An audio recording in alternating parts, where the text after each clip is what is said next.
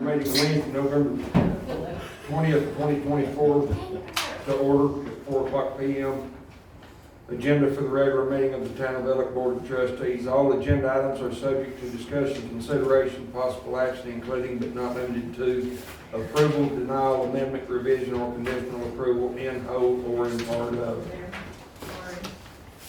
Roll call, John Williams present.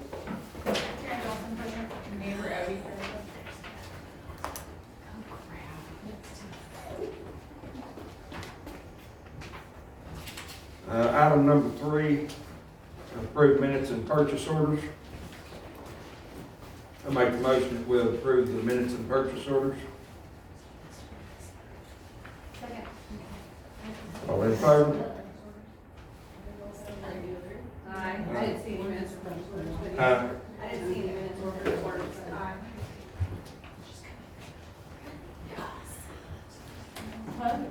You, Yes, there is one. what'd you say? I didn't see any minutes from purchase orders. Okay. Go ahead.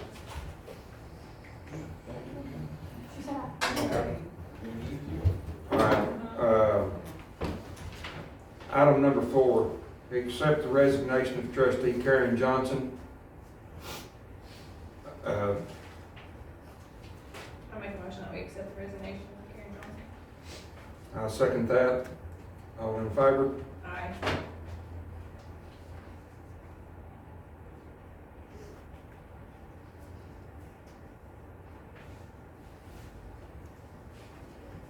Item number 5, appoint trustee to fill term. I make a motion that we appoint Karen Johnson to appoint the role of trustee, because she's fulfilled her obligations to do that. I second that motion. All in favor? Aye.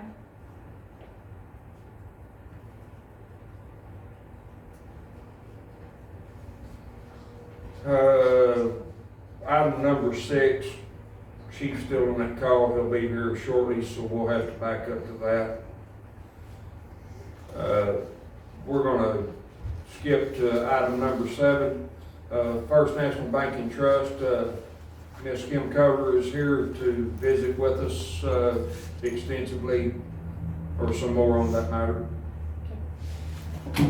So I just wanted to visit with you guys a little bit. Most people are aware that our location will be closing in the second quarter of 2025. And so we have a couple things that were of great concern to us. And so one of the things is that we have some opportunity for customers within the town to have the ability to make deposits without having to go to a location like Chickasha or to Blanchard. And so as far as, this also applies to the city as well, to the town. So what we're gonna have is it'll be an ATM machine that you'll simply put a debit card in instead of, so you'll get lots of choices. Instead of just having the option of a cash withdrawal or a balance inquiry, you'll have the opportunity to make a deposit. So you'll endorse your checks, you'll have your bills, you can have no more than 50 items in a one deposit, but it could be, up to 50 bills, it could be 50 checks, it could be a combination of the two. Sure. And then you'll enter in that ATM card, it'll tell you that you want to make a deposit, you'll enter in your funds. As long as it's received by a certain point in the day, it'll credit that day's business. If not, it'll credit at the end of the next day. So That'll be great. it's not, it's not as ideal as actually having people there, but basically FDIC requires us to have 4 people to keep a location open, and we did not have enough people coming through and actually making their deposits at the bank for that to be an expense that could stay. So again, that was something that Jeanette and I fought really hard for, to make sure that we had that opportunity, so it didn't put anybody in our community in a bad situation and not being able It's to gonna make help a the deposit. school out a lot too. And Yes, yes, and then as far as like the municipalities, and as far as like the school, what we have is we have a couple items. When you guys were looking at possibly having to take those deposits to another location, Lock bag. we have lock bags that will be available for you guys. I don't know if you still want that, since you'll just basically probably be walking across the street still. But if you have those, that is an option. The other thing is we'll have some deposit scanners that are available to both municipalities as well as to the school if you want to make a true remote deposit.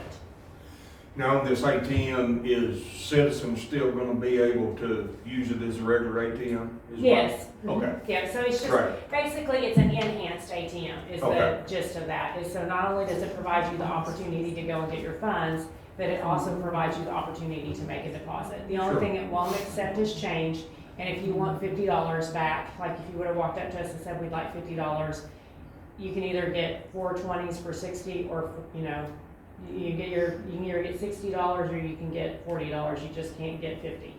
Right, So, it's gotta be an even number. it's gotta be in increments of 20. But, Right. I mean, I did, you know, that's, Well, again, that's the way it is right now. it is, but like if you were to come into our location and you wanted a straight $50, you can get 2 20s and a 10. Right. Now you're gonna either need to get 3 Right. 20s or 2 20s.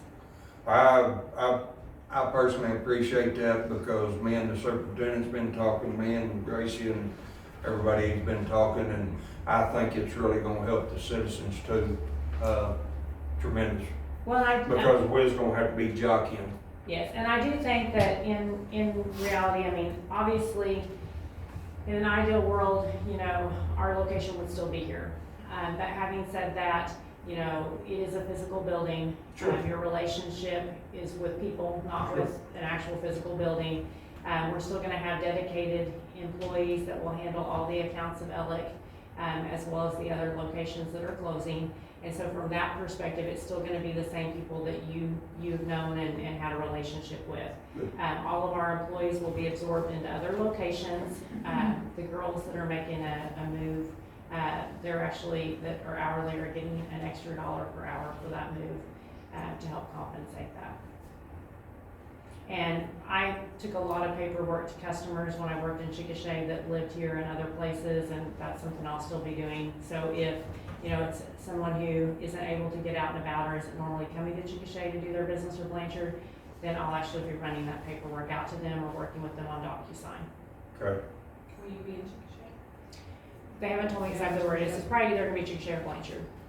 So, and one of the other things is, you know, I do think that probably by freeing up some of the overhead, we, you know, prior to this, they haven't given us our budget, but their desire was to still be very supportive of our community within our school system and within the town itself, like we always have been. And I have a sneaky feeling that, you know, as long as all of our accounts relatively stay intact, there may even be some opportunity for that to increase because we won't have the additional cost of the building and the salaries that are located directly here. Okay. Do you guys have any questions about any of the products we're looking at offering? No, I think it sounds great. Okay. Because a lot of people's calling me, I said, I ain't got nothing to do with the bank. Talk to Kim Cover. So my biggest, you know, like I said, my biggest concern was making sure that we had some way here for people within our area to be able to have an ATM that didn't have a fee associated with it, that wasn't out of their way, and at the same time, they had a way to make a deposit. And so I think we have fulfilled and checked both those boxes at this point. Well, thank you and Jeanette very much. I guess you said it was you and Jeanette. Thank you Well, for I advocating. think that, you know, they understood that, but, you know, at the same time, you know, those were the biggest concerns we had. Somebody had to advocate for it though. They probably, you know, thought an ATM was good, because I think a lot of it is, I think part of it is we saw people traveling to a lot of locations. You know, there was lots of times I would see people from ELIC either here or Blanchard or other locations. And so, you know, I think the common denominator is you think that, well, okay, traffic is a lot lighter there. Most people are getting their deposits, you know, through ACH or other means. And so from that, even, you know, your population that's on Social Security income, most of those are direct deposit. So I think the thought was is that there probably wasn't as much need for a deposit avenue. But, you know, we know that there is. So from that standpoint, we kind of said, hey, we think maybe if there's a way, we wanted to do something more than just a basic ATM. And that will be a third-party ATM. It will not be owned by First National, but there will be no fees to First National customers. Good. So it will be maintained by them, and so, anyway. Do you have a rough date on that? They have not given us that date yet. I expect it to be before our closure, though. Our goal is, you know, hopefully that might come in a little bit ahead of the closure, so that as people are wanting to come up and do that, we can actually help them with that if they have any questions on working that process. If not, you'll probably just see me park down here helping some people from time to time, so. And did you say the bank was closing at the beginning of the second quarter? It's sometime in the second quarter. We don't have a definitive date yet. Now, for FDIC purposes, they do have to set a date, but that doesn't, you just have to Right. stay open to that date. It could be possibly longer than that. While we're on the First National deal, since me and you spoke, last time, and then you took me to show me the building. Yeah, so that has not been a decision that management has Okay. made yet. You know, there is. And I'm not trying to Yeah. press you. Yeah, there is more than one, you know, party that will be looking at that building. Yeah, well, and me and the superintendent's been talking, Yeah, so. so, good. All right. Okay, well, thank you very You're much. welcome. And if you guys have any questions, people bring questions to you, please send them over. We're happy to. Well, I had to throw you under the bus, but I've had 50 You're people fine. call me and I said, talk to Kim Coker. We're actually giving a presentation tomorrow at the senior center Okay. to talk a little bit, and our goal is, because Thursdays are typically their bigger day, and we're gonna do both their holiday dinners. And then I'm gonna try to see about getting in at the school a couple of times too, and then be at the senior center to be available, just for questions. But I'm actually gonna have a little video tomorrow about how the ATM deposits work, so that, you know, and help people set up their mobile online banking, if that's something that they wanna start looking at their account online as well. Okay. Anybody have any questions? Tracy? All right, thank you, Kim. You're welcome.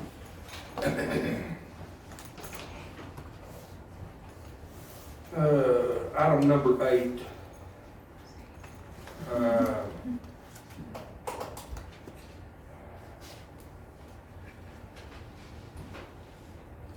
Make the motion that we enter into executive session at 4:12 for discussion, consideration, possible action to enter into executive session to discuss the employing, hiring, firing, appointment, promotion, demotion, and disciplining of a city employee or official, 25 OS Section 307B1.